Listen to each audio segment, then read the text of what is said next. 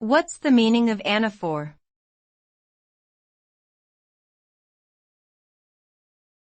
Anaphor.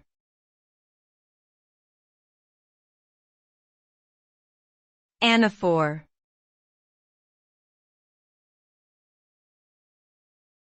Anaphor.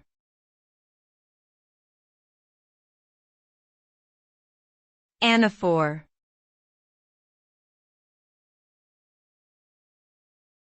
Anaphor.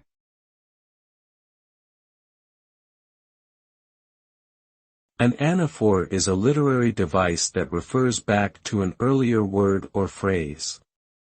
It is often used in poetry and prose to create a sense of continuity and coherence by linking different parts of a text together. Anaphoric expressions can take many forms, including pronouns, adjectives, and adverbs, and are used to avoid repetition and enhance clarity. By creating a connection between different parts of a text, anaphors can help to guide readers through complex ideas and arguments, and to emphasize key themes and messages.